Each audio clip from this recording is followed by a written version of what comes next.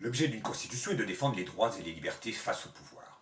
Mais la Déclaration des droits de l'homme et du citoyen, votée au lendemain de la nuit du 4 août 1789, est rédigée de telle façon que ces droits et ces libertés vont disparaître comme par enchantement.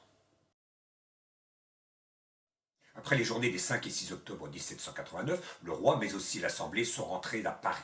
Mais à Paris, ils sont sous la menace des comités de section.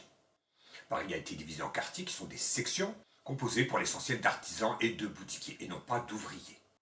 Et ces sections prennent leurs ordres auprès des clubs, et pour l'instant, c'est le club des cordeliers qui domine.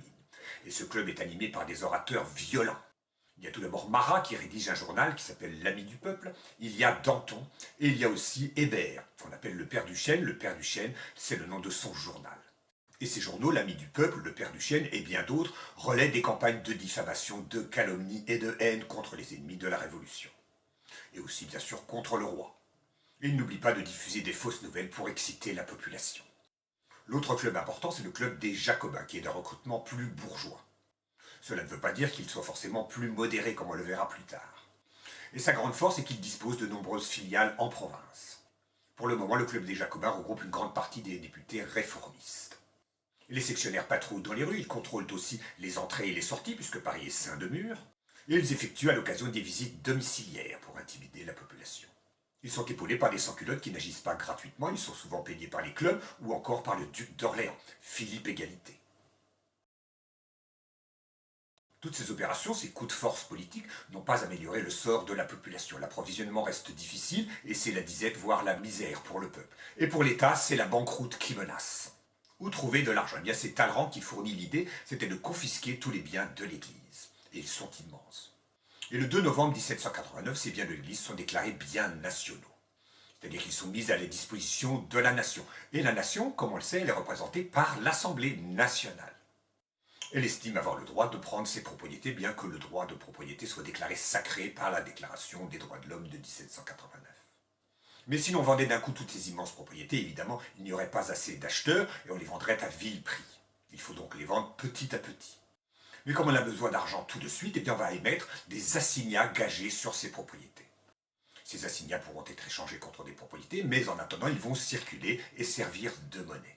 Mais bien entendu, comme les besoins d'argent sont criants, on en imprima beaucoup plus qu'il n'en aurait fallu, si bien que la valeur de cette monnaie s'effondra. Pour atteindre pratiquement rien, et d'ailleurs même aujourd'hui les assignats ne valent pas grand-chose, vous voyez j'en ai plein les poches, ça ne vaut pas grand-chose, je vous en donne si vous voulez. Donc ces assignats circulent en trop grand nombre, si bien que les prix montent, ce qui aggrave la misère. Mais les spéculateurs, les amis du nouveau pouvoir, de cette nouvelle assemblée, en profitent pour échanger ces assignats sans valeur contre d'excellentes propriétés. C'est une affaire très importante car les biens de l'Église sont immenses et ils seront achetés très peu cher. Cette question des biens nationaux va peser sur la vie politique jusqu'au XIXe siècle. Mais les finances de l'État sont sauvées, comme elles l'avaient été sous la Régence, par l'émission de fausses monnaies grâce au système de l'as. C'est une pratique courante de la part des États. En février 1790, on eut l'idée de découper la France en 83 départements de taille égale, conçus de telle manière qu'il fallait une journée de cheval pour se rendre au chef-lieu. L'idée d'origine avait été de découper la France en carrés, probablement au nom de la raison. On s'était vite rendu compte que cette idée était absurde. Ces départements sont subdivisés en districts et en communes. Tout cela est rendu possible par l'abolition des privilèges. Les provinces n'ont plus de privilèges, on peut donc les redécouper à sa guise. Elles n'ont plus aucun droit particulier, elles sont toutes égales et auront la même loi. Tous ces départements, ces districts, ces communes ont leur garde nationale, qui formèrent une vaste fédération. On est tout content, il faut fêter ça. À l'occasion du premier anniversaire de la prise de la Bastille, on décida d'organiser la fête de la Fédération le 14 juillet 1790. Et ce jour-là, au Champ de Mars, 400 000 spectateurs assistèrent au défilé de 60 000 gardes nationaux venus de tout le pays. Peut-être même jusqu'à 100 000. C'est une grande fête, mais c'est aussi une démonstration de force et une opération d'intimidation.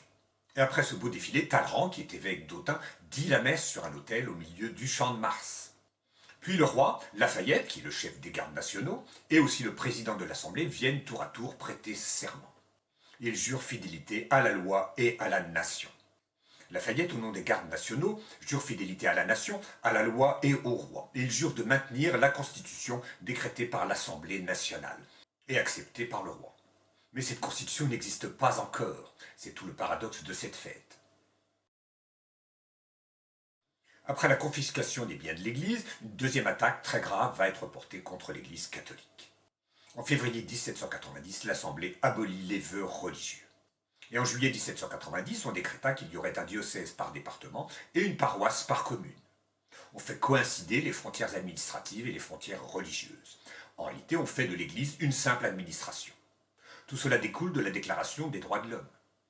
En effet, celle-ci stipule que toute souveraineté réside essentiellement dans la nation, et que nul corps, nul individu ne peut exercer d'autorité qui n'en émane expressément. C'est pourquoi les vœux religieux sont abolis. Le seul lien qui demeure, c'est le lien avec l'État. C'est pourquoi désormais les évêques et les curés seront élus. Ils ne devront pas leur mission à quelqu'un d'autre qu'à la nation, c'est-à-dire au pape. Et les évêques seront investis non pas par le pape, mais par un évêque métropolitain. Et on imposa au clergé de prêter un serment, qu'en réalité seuls 7 évêques prêtèrent, dont bien entendu l'Homénide Brienne, qui était un ennemi de l'Église, bien qu'un ennemi de l'intérieur. Et seulement la moitié des prêtres prêtèrent ce serment.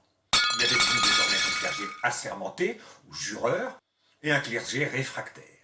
Ces prêtres réfractaires admettent donc que leur autorité vient du pape, et donc ils sont des traîtres à la nation, puisque toute autorité réside essentiellement dans la nation. C'est en fait la négation de toute liberté religieuse. Et on peut remarquer aussi que, puisque toute souveraineté réside essentiellement dans la nation, quel est le rôle du roi? En principe, le roi, on dit qu'il est souverain. Mais là, c'est la nation qui est souveraine.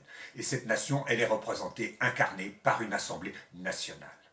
Or, ce qu'on vient de voter, c'est une constitution civile du clergé. Il n'existe toujours pas de constitution politique. Nous avons donc une assemblée qui dit représenter la nation, qui dit que toute souveraineté réside essentiellement dans la nation, et qui, elle, n'est tenue par aucune constitution.